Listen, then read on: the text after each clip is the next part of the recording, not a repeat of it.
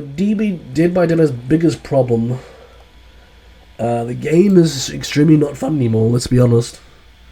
I think I think that's the biggest problem. The game can be is to me at the moment seems really really unfun. But let's see what JRM does. It might have been one of the bigger DBD content creators / like streamers out there. We'll see what he thinks.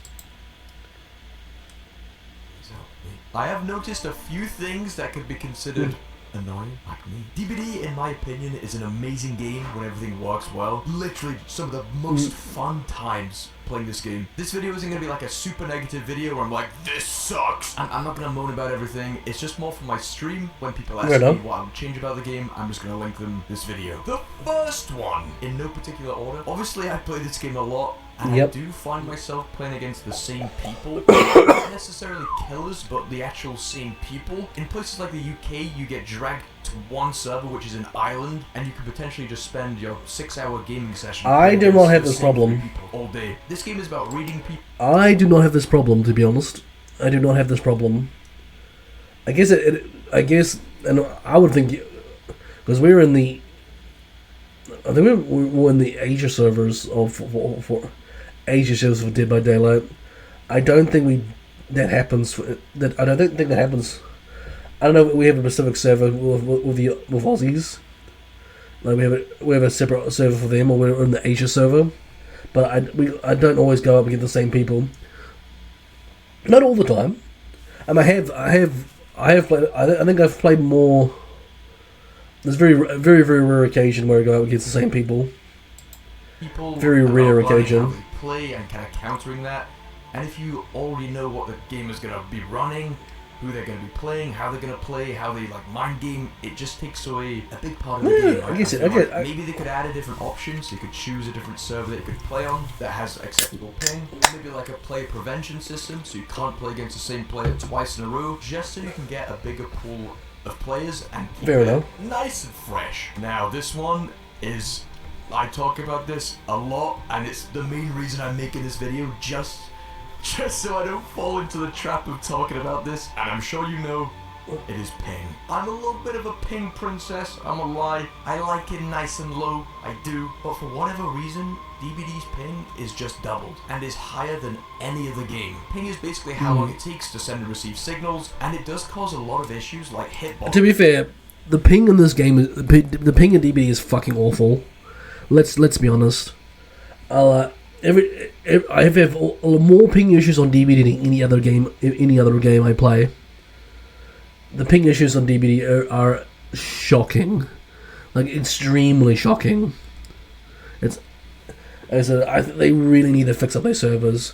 To be honest, their servers they must have very very bad server capacity, because every time I play, it hasn't been too bad recently, but it still gets somewhat bad. I mean, when most times I stream this game, I'm like on 300 ping sometimes. It's a bit crazy. I mean, it's not as bad as what it used to be when I literally had a game when I was on like 1,000 ping. It's like, I think the ping issue is a problem. In this game, the hitboxes are actually not that bad. It's all reliant on the killer's connection. Apart from medium vaults through windows, they're a bit... Obviously not everyone has the luxury of having great internet connection. Yes. It's definitely not the player's fault. They just want to play their game. But when you play against someone with bad connection, it just makes the experience kind of pointless. I love the gameplay of greeting pallets, hugging walls so tight you get that extra meter of distance, and you can just make that window one more time. But then you have a killer VPNing from Mars to make their hits worse, so they can win easier. Just kind of really destroys the enjoyment for me, and it does happen quite a lot. Maybe it's just because I play the game a lot, and if I didn't play it as much, it wouldn't annoy me. So then again, like, it is kind of my own fault, I get that. But I do wonder if there's anything that they could do so the players that do have good internet connection don't get, punished for it, basically. And when I say the difference between 28 ping and 50 ping, it is literally like playing a game. Pallets pull down every time, you don't get hit through windows. Obviously, if the killer has a connection, GG, your game's still gonna suck. I feel like you can't. I know some of you gamers play. That's asking a lot, I think. Out there, and you're 10 times better than I am because of it. Because everybody's ping's gonna be complete. People's internet connection is gonna be completely different. The next next one. Bad map collision. So in the last point, I was talking about greeting and like hugging loops as tight as you can to get more distance. And then for whatever reason, there's a random plant pot in the way. I'm not too sure if it's intentional for them to be like random stuff for you to get stuck on, but it is very frustrating. Aside from that, there is a lot of parts of some maps where you just get stuck. That is actually kind of true.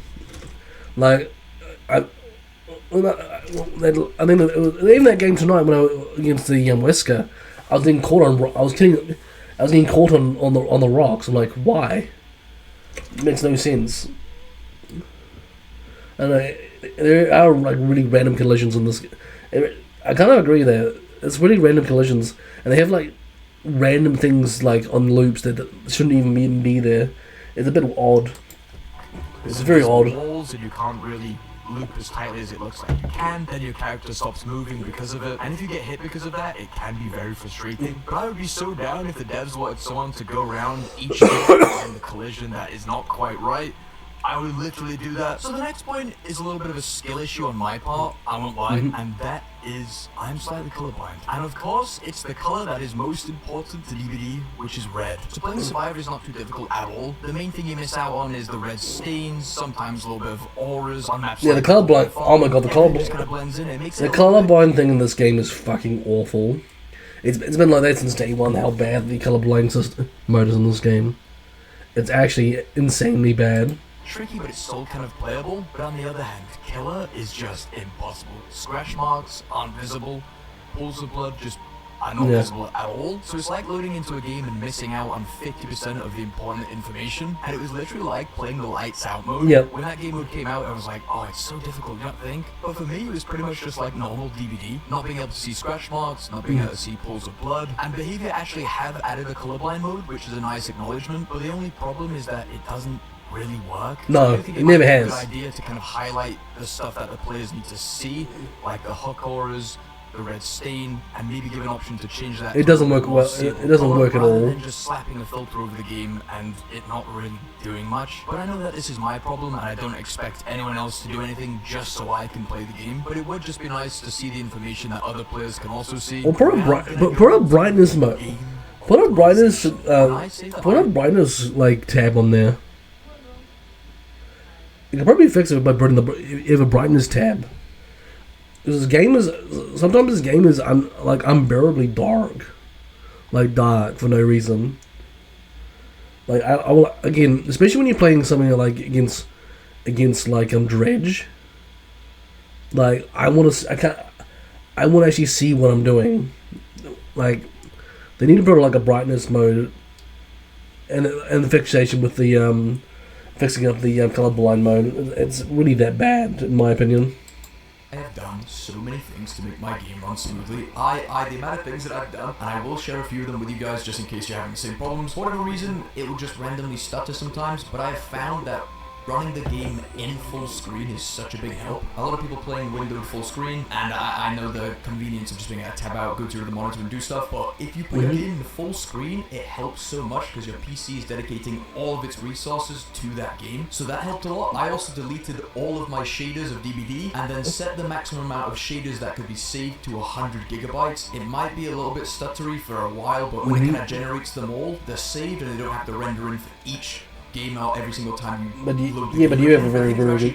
I'll say you have a very good computer. Which is when you first launch the game. Now that they're moving to Unreal Engine 5, which might actually solve a lot of DBD stutters and performance issues. But overall, run your game in full screen. I think it even lowers input delay, which DBD is horrific with, but it means that the action that you do in the game, it's going to register it a lot faster. The next point. So this point actually leads back to the first one about playing against the same player, but it's actually playing against the same killer back-to-back, and it might not seem like a big thing, the same killer back-to-back, but when you maybe play against, for example, 6 Huntresses in a row. I personally don't dislike Huntress. If you're playing against the same thing over and over and over again, it gets that does happen very, very fast. And I know some gamers might just come home, play an hour of DBD a day, and none of this stuff bothers them, and if that's the case, that is great, but for someone that plays a bit more, playing against the same killers back-to-back just gets very stale, and people are actually complaining about this issue. It is depends on the killer though. Playing on the same map back to back to back to back to back, just that's annoying. And I think that they should follow through with this. and do the same thing for maybe killers, just to give everyone a little bit of variety so no one's getting sick of one particular killer, which does happen on DLC releases. There's a new map, new killer, new survivor, and for the next 2 weeks it's just the same builds, same killers, and I get that, everyone wants to try out the new stuff, which does make sense, but after those 2 weeks, because those people have seen those killers that much, they're already bored of them. But I think eliminating the frustration of playing against the same killer back to back to back would definitely prolong the longevity of players' enjoyment towards the game, so things are not going to get as old as quickly. Also, people do have a lot of concerns about this when it comes to queue times. They just take whatever they can get, they honestly don't mind, but even just an option for players that do want a bit of variety, I'm sure they would not mind waiting an extra 2 minutes for a different variety and killer. So this next point for me is definitely towards the top of the list, and that is the hug screams. They are so loud. Yeah, so they are. having the game volume up in this game is a good idea. You can hear footsteps, sound cues from killer. If you are playing killer, stuff like footsteps, breathing, it is very, very important. But then you hug someone. Directly It really is. into the ear canal, and it is the most ear-piercing sound ever. It may be a good idea to just turn them down a little bit so they nicely equalize with everything else, or even just an option to turn them off when you're hooked in general. It's so true, Everyone though. asks me on my stream, these are the changes that I make, and I'm not trying to bitch about everything in the game. I do love this game, but for me, these things would just make it a whole lot. Also, get rid of map offerings. I think, in my opinion, you should get rid of map offerings. Neither survivor or killer should get an advantage by the map they get. I'd rather get fucked by RNG than everybody's on the same playing field than get a map that a killer is good at, finds comfortable, or a map where a survivors find comfortable. I think having map offerings kill the game as well.